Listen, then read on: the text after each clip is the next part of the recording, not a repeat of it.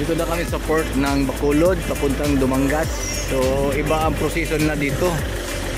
Kailangan mong maghanap ka kung anong masasakyan mo, sasakay ka muna bago ka kukuha ng mga papeles, ticket at saka yung bill of lading ng sasakyan.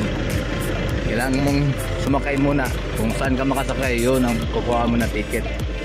So iba ang proseso dito sa lahat-lahat, simula pag unang biyahe papunta pa lang sa Mindanao, kailang tawid na. Ito, pabalik na kami puntang Maynila, Bacolod to Dumangas. Iba ang sistema. So iba rin, kanila rin yan, sa kanila din. Ayan, ito mga waiting to sila, naghihintay ito ng mga masasakyan. Pagkatapos nito, pag alis ito, ibang sasakyan na naman. So parang nangyari, paunahan. So, sino makauna? So nagsiksiksikan dito kung sinong mauna.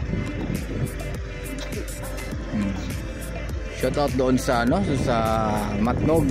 Okay lang Matnog. Papuntang Alin, kasi pag dumaan sa nila sa kalsada, may mga pulis doon, niligyan ka ng number. Kuha agad ng mga papilis ng Coast Guard, bill of lading. Ayun, sigurado ikaw diretso ka na, hindi yung guy dito. So yun doon, alam mo na makasakay ka. Dito siguro dahil sa maraming pasahero. Yun, Tugo, papuntang Maynila. Ito, papuntang Western Visayas sa Panay Island, ito mga to.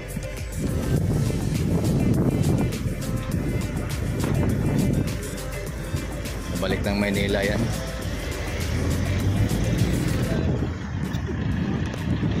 Ito, Montenegro lines to. Try ko sa kabila, sa kabilang pier, yung TriStar daw. May bakanti pa. Pupunta akong TriStar. Saan ba yun? Itong mga riders doon, gumpukan, maghahanap kung saan makasakay. Kala ko sa terminal lang nangyaring ganon, yung agawan ng pagsasakay, agawan, paunahan. Pati pala sa barko. Sakay ka muna bago ka kuha ng ticket. Nilista, kuha ng bill of lading. Sakay ka muna bago ka kuha ng bill of lading. Kakaiba, diba? Kakaiba. Kasi di mo nga alam naman kung sa barko ka makasakay. Kaya ito, ang dami naka-waiting. Wala pang okasyon yan. Yan, mga riders, auto riders. Tawid din ng Dumangas yan. Hindi rin alam kung saan makasakay. Ayan sila. Baka sakali tayo dito.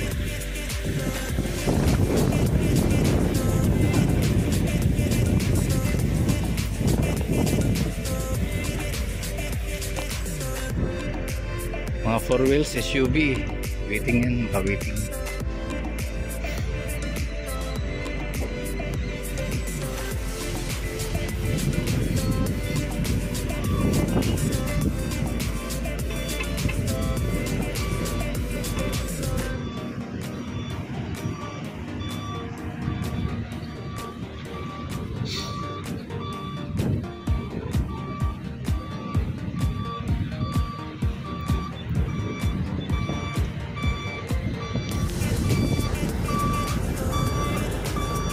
So lahat to mga waiting to, patawid din to.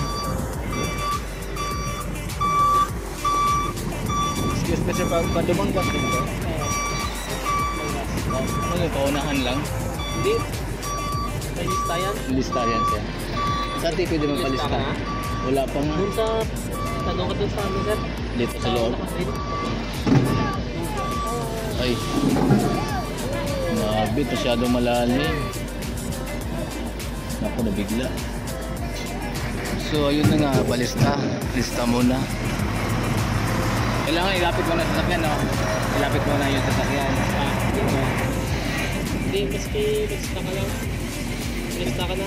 Dalhin yung papel. Oo. Yung Number lang pala, oh. So try ko dito. Puno na doon, hindi na ako ikasya. Tawag. Okay.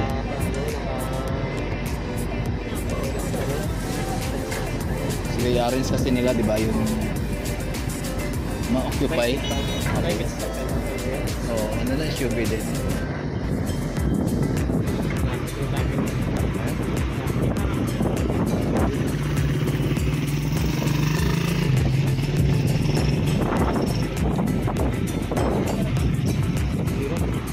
Dito lang kakaiba eh, dami kasi pasahero.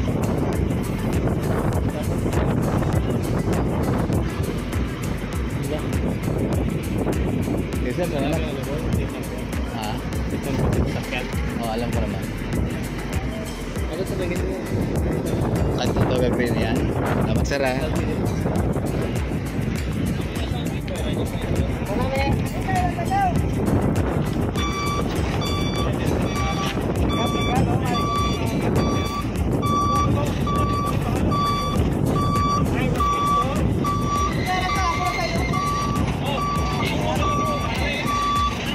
Puno na sir?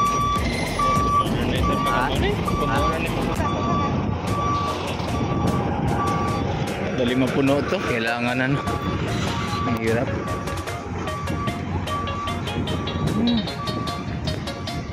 Yan, waiting yan. So, kung hindi mapupuno. Sana okay, iwila tayo, balik tayo doon.